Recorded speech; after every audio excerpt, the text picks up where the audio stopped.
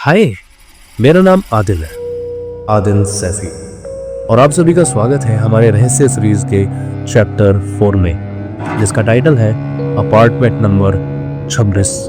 और ये है रहस्य सीरीज की आखिरी कड़ी, यानी एपिसोड नंबर 6। साल था सन 1983। लंदन की क्रेनली गार्डन्स नाम की एक कॉलोनी में पाइपलाइन ब्लॉकेज की एक समस्या आती है। तो माइक नाम का एक प्लम्बर इसको ठीक करने आता है, लेकिन जब वो उस ब्लॉकेज को ठीक कर रहा था तो उसके हाथ मांस के टुकड़े लगते हैं।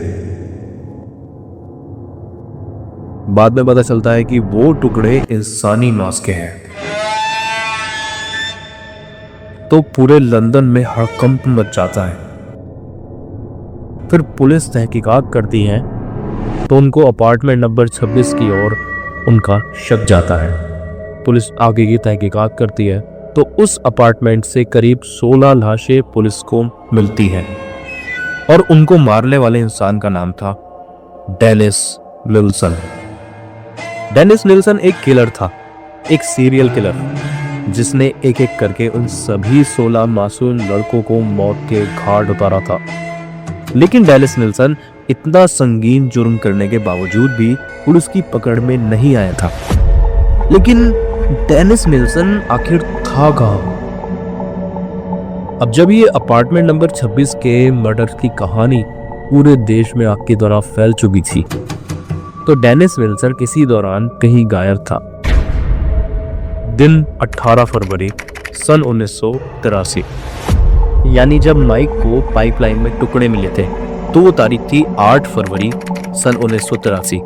अब उस तारीख के करीब 10 दिन बाद, यानी 18 फरवरी सन 1983, लोकेशन लंदन, इंग्लैंड।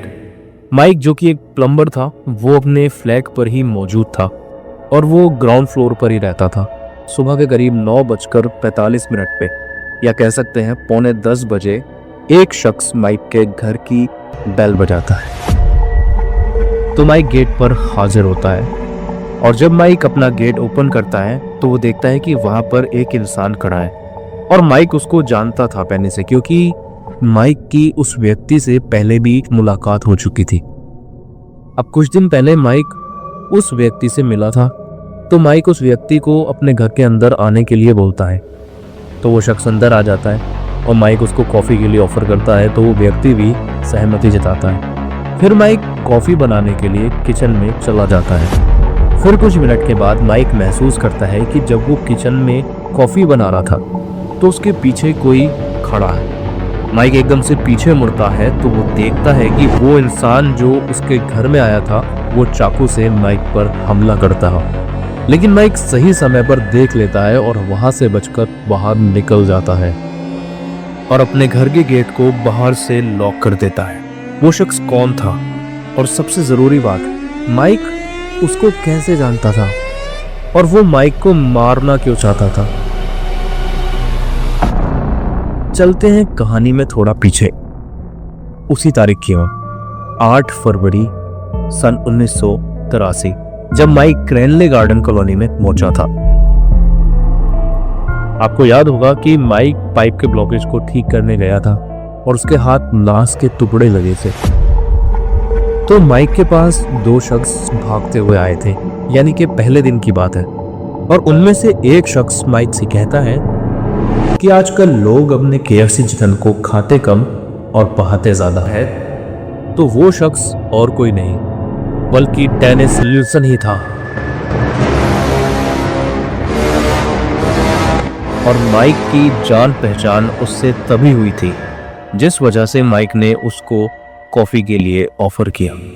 अब जब माइक डेनिस निल्सन को अपने घर में बाहर से लॉक करके भागा था, तो उसके बाद वो उसकी सूचना पुलिस को देता है और आखिरकार डेनिस निल्सन पकड़ा जाता है। वो कहते हैं ना कि बुराई चाहे जितनी भी ताकतवर क्यों ना हो, एक दिन उसको सच्चाई के आगे झुकना ही पड़ता है। Over and out.